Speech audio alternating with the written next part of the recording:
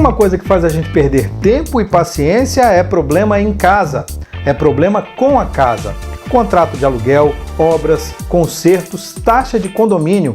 Quais são as obrigações, direitos e deveres de cada um nessa história? A gente vai tentar explicar agora com a ajuda do advogado especializado em direito imobiliário, Dr. Giovanni Rossetti.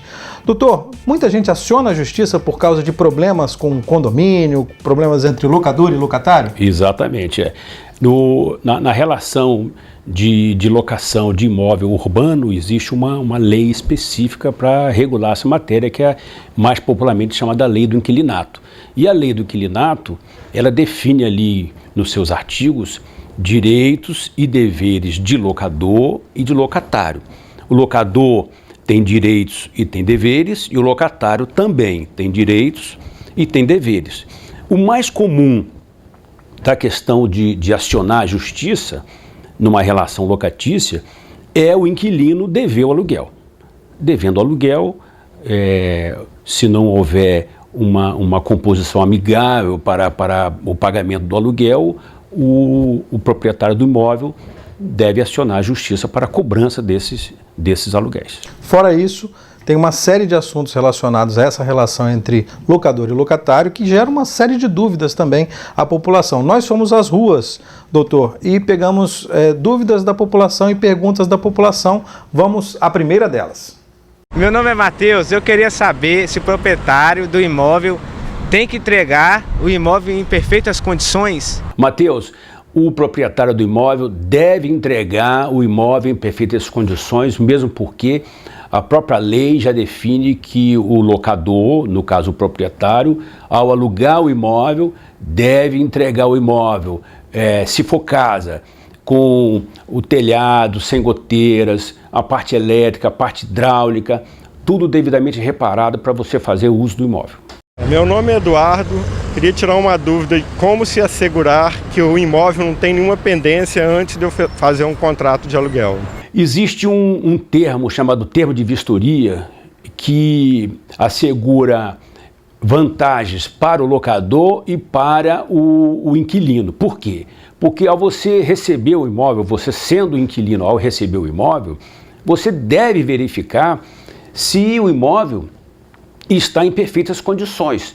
E isso se verifica através de um termo de vistoria. Meu nome é Flávia e eu gostaria de saber quais são as despesas ordinárias e extraordinárias do condomínio.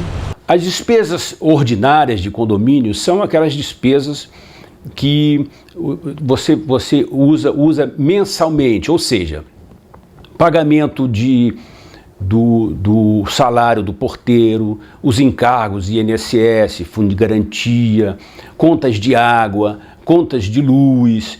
Isso são material de limpeza, são despesas ordinárias que você usa diariamente. As despesas extraordinárias são aquelas despesas, como o nome já diz, que podem surgir no decorrer do mês. É um portão, um motor de um portão que quebra, aí você tem que fazer uma taxa extra para recuperar o motor do portão. São lâmpadas que queimam e se não tiver um estoque adequado tem que fazer uma despesa extraordinária para repor essas lâmpadas. Então nós temos que diferenciar o que são despesas ordinárias de condomínio e são despesas extraordinárias. Nem todas as despesas extraordinárias são despesas relacionadas ao proprietário. Por exemplo, se o inquilino ele assume uma alocação e existe um fundo de reserva, e esse fundo de reserva ele é utilizado numa emergência, a reposição desse fundo de reserva é do inquilino e é considerado como taxa extraordinária. Meu nome é Luiz e eu queria fazer uma pergunta. Eu queria saber se quando eu alugar um imóvel, eu posso fazer alguma alteração nele. Luísa, para você fazer uma alteração no imóvel, você deve pegar a permissão por escrito do locador. Por quê? Porque muitas vezes o imóvel ele não tem condições de fazer as reformas que você está querendo fazer. Existem imóveis, por exemplo, que as paredes, as lajes são calcadas em cima das paredes. E aí você tem que tomar um cuidado em querer derrubar essas paredes, que você pode estar derrubando o próprio imóvel. Então, se você quer fazer uma obra substancial no imóvel, você deve pegar a autorização por escrito do proprietário do imóvel. Nesses casos tem que ter um acordo com o proprietário também. Tem que ter um acordo. Para saber quem vai pagar a despesa, se vai abater no aluguel, como é que funciona isso? Pois é, quando você recebe o imóvel, e se o imóvel se o inquilino quer fazer uma benfeitoria que expandiu o imóvel não é dele, ele está apenas usando o imóvel, né? Então, isso ele tem que pegar fazer um acordo com o proprietário, falar, olha, eu posso fazer essa reforma, essa benfeitoria, e posso abater isso no aluguel, vai ficar incorporado, você me indeniza, não me indeniza, tudo isso por quê?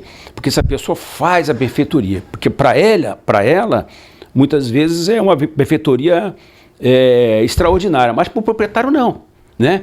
Muitas vezes a pessoa quer tirar esse piso e botar um granito, mas muitas vezes o proprietário não quer, ele quer deixar o piso de madeira mesmo. Então, tudo isso tem que ter uma composição com o proprietário para poder não dar problema quando da entrega do imóvel. Meu nome é Maria das Graças, o contrato de aluguel tem validade? Maria das Graças, o contrato, a lei prevê que o contrato só de igual ou superior a 10 anos tem que ter a assinatura, se o proprietário for casado, a assinatura da mulher. Mas o contrato, em regra, ele não tem prazo. Apenas a lei prevê que o contrato de temporada ele tem um prazo de duração do máximo de 90 dias. Se passar de 90 dias, fica um contrato comum. Então você pode firmar um contrato de locação, tanto residencial como comercial, por 6 meses, por 1 ano, 1 ano e meio, 2 anos. A lei não fala em prazo de contrato de locação. Meu nome é Lenoir. O proprietário pode rescindir o contrato a qualquer momento? A lei também prevê o seguinte, que o proprietário, ele, uma vez firmando o contrato de locação, ele deve respeitar o prazo firmado.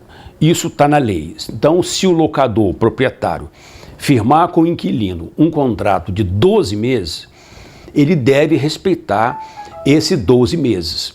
Agora, se o inquilino vier a cair na inadimplência, cometer uma infração contratual, o locador, para rescindir esse contrato, ele deve ingressar em juízo com uma ação chamada ação própria, chamada ação de despejo por infração contratual ou uma ação de despejo por inadimplência de aluguéis. Mas tem multa ou não? Não, o proprietário, a lei não prevê multa para o proprietário rescindir o contrato antes do prazo. A lei fala que o proprietário tem que respeitar o prazo estipulado no contrato. E se o locador quiser rescindir o contrato, ele tem que pagar alguma coisa para o proprietário? Se o inquilino quiser rescindir o contrato antes do prazo, a própria lei já fala, é a multa proporcional ao tempo restante do contrato. Então, eu vou dar um exemplo.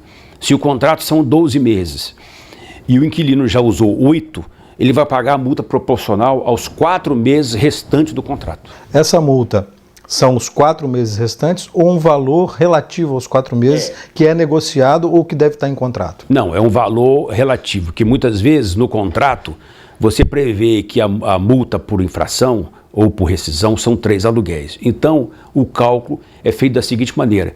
Você pega a multa dos 3 aluguéis, exemplo, se for R$1.000 aluguel, os 3.000, divide pelos 12 meses o tempo total do contrato e essa divisão multiplica por 4 meses, que é os meses restantes do contrato. Meu nome é Tiago e as reformas necessárias para o uso do imóvel são de responsabilidade do locatário ou do locador? Ô Tiago, as reformas que o imóvel precisa, você tem que também atentar para um problema.